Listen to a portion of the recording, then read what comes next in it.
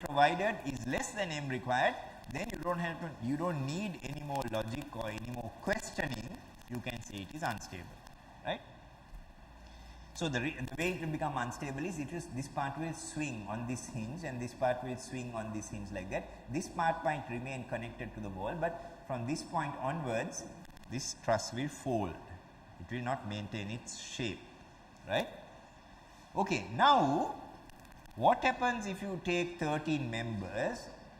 Now you have removed the member here. You decide, okay, I am going to put it back so that I have 13 members, and you go and put that member here. Now it has 13 members required, 13 members provided, but still it is unstable because you have gone and put that member in a place that is not required, right? So unfortunately, we have to, you do inspection and engineering judgment in addition to this mathematical formula. We cannot rely on the mathematical formula alone, right?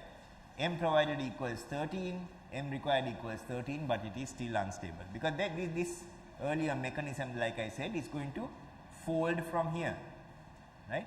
In fact, you can even put another member and make M equals 14, that is more than the M required even, like this, and it will still be unstable, right? Okay, so finally, of course, if you get the message and you take one of these members and put it here, then you have M provided is greater than M required. So then this will be stable, right? You say it's stable just by looking at it, right? I don't know, you might say, well, one way to check whether it is stable is just to see whether there are triangles, and I will not argue with that too much, right? But again, triangles only is not really the rule, but triangles only is a safe way of going about things, right? By the way, I think sometimes in some years when I draw things like this, it does not mean I am creating a new joint there, right? Okay, can you look carefully? It does not mean I am creating a new joint there. The joint is there and joint is here. Similarly, joint here and joint here. These members are just sort of maybe touching. They are not pinned. They are not pinned at that cross, right? Okay, it's not a joint. Okay, so now if I go to write this down in what shall I say?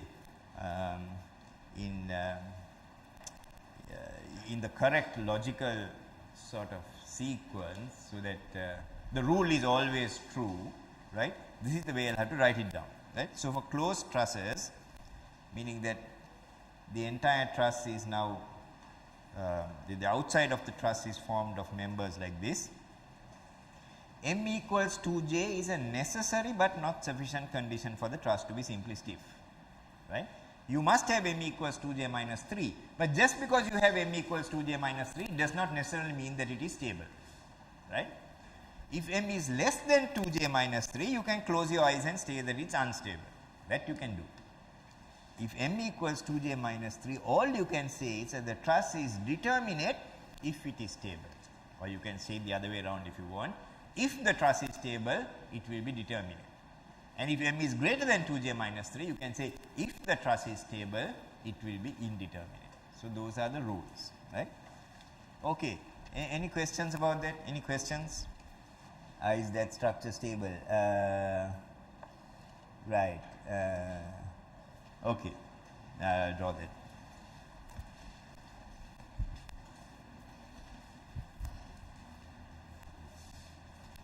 Okay, so there is a question like this.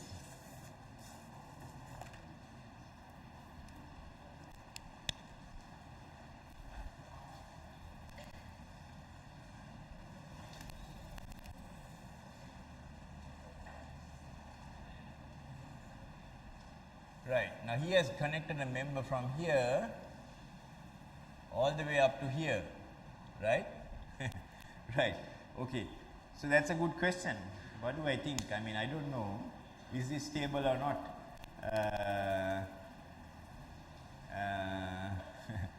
Will it maintain its shape?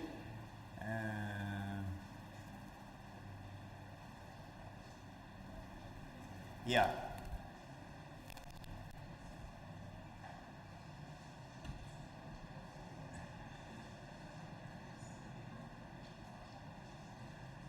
Right. So what you are doing? Okay. First of all, first of all, we look that M required is the same as before.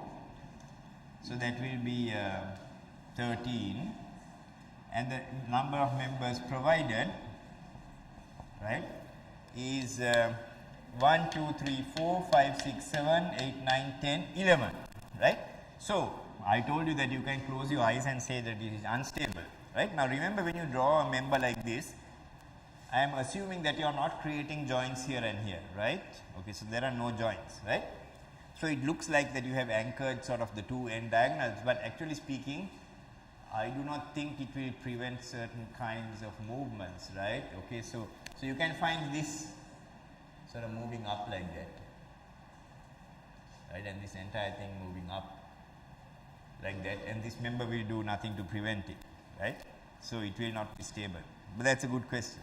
That's a good question, right. You can have that central member moving up, and that long diagonal member is not doing anything to stop it. Good question. What's your name? Kanishka. Right, thanks. Okay. Sometimes students ask questions that I can't answer, right? That's why I like teaching first year students, because you ask some silly questions, right? Silly questions are very good, right? Actually, we had a professor from MIT. How many have heard of MIT? MIT? Massachusetts Institute of Technology, right? One of the top engineering schools in the world. It's in the US, right?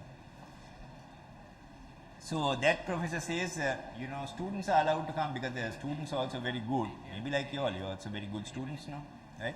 Students are allowed to come into their rooms anytime, and they are allowed to ask silly questions, right? Allowed to ask silly questions, right? Because that's a way that you get new ideas, by asking silly questions. So he says, therefore, we also ask silly questions from our colleagues, the professors, right? You're not afraid to ask silly questions, right? Okay, so that's a good question. Okay, right, let me move on. Right, so there are four types of trusses that we are considering. So this is two-dimensional closed. Now we can look at two-dimensional open, right? So what we mean by an open truss, right? What we mean by an open truss is that this member is not there. This member is not there, right? So it's fixed directly onto the foundation like that. It's fixed directly onto the foundation, right? So when you do that, we have a different formula, right? We have the same kind of logic, right? But the formula that we use is slightly different. And we do not use all the joints. That the J in the formula does not refer to all the joints. It refers only to what are called the free joints, right? Now this joint is one that connects this structure directly to the foundation, right? So this is a fixed joint, right? Because it is pinned, but it is not allowed to move up or down. Similarly here. Now these, of course, they don't change the shape in this picture, right? But if you put a load, it might deflect slightly, It's allowed to deflect, right? So these are free joints. So earlier, a very similar structure here had 8 joints. There you look at the total number of joints for closed trusses. For open trusses, we only look at free joints. So this has 8 joints, but only 6 of them are free. So the formula is different, right? We say if m is less than 2j, the truss is unstable. If m equals 2j, the truss is determinative stable, and if it's greater than 2j, it's indeterminative stable. And j refers to the open joints. The free joints, right? Free joints are represented by open circles, right? So this is sometimes called an open circle. This is an open truss. Open circle means you don't color it, right? Okay, right. So here the number of members required is, you calculate based on the free joints. That is 2 into 6, 12. So the number of members provided is 12, right? So earlier we had 13 with 1 here. Now we can remove that. So therefore this is stable and determinate, right?